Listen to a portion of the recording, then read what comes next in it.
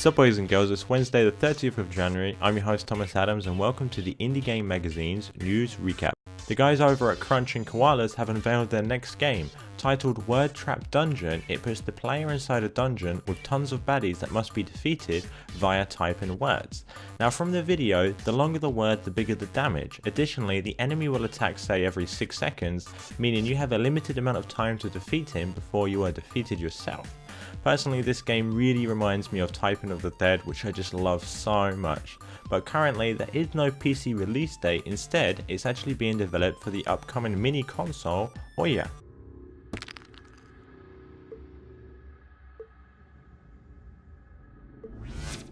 The upcoming food fighting game titled Sanam will get you playing with your food.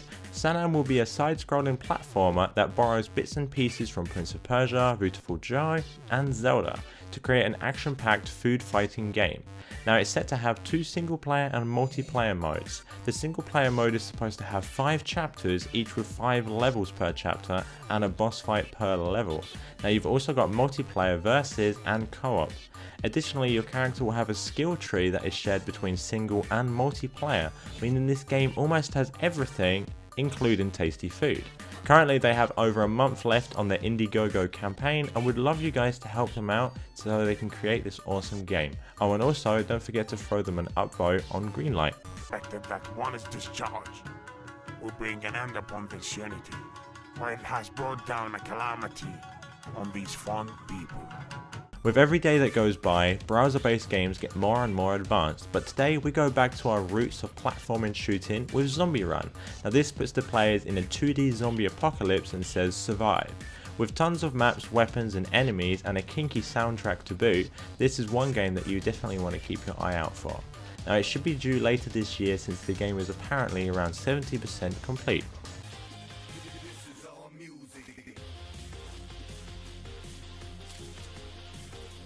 For those of us who got the chance to play Homeworld, and for those of us who didn't, well, I may just have some great news for you. A team called Team Pixel want to buy the rights to Homeworld and put the classic onto Steam and good old gaming, but they also want to create Homeworld Touch for Android and iOS. Now this is pretty awesome news, but it does not end there. Their last goal is to hopefully create a Homeworld 3, which would mean we would finally have a sequel to the forever loved Homeworld series. Now the only thing that worries me is, will they be able to create a good sequel?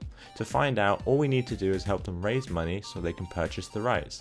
They currently have a crowdfunding campaign active on Indiegogo which has $11,000 already out of $50,000. Now the campaign does end in 7 days, so if you feel that they can help res the Homeworld franchise, then defo give them your support. Hi guys, my name is Rob Santos. I think my story is one that's pretty familiar amongst a lot of PC gamers. About 13 years ago I bought a game from a company named Relic Entertainment. The title of that game was Homeworld, and I was hooked. On all of them.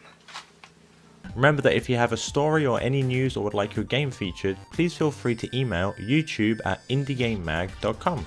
I have been your host Thomas Adams and this has been the Indie Game Magazine's News Recap.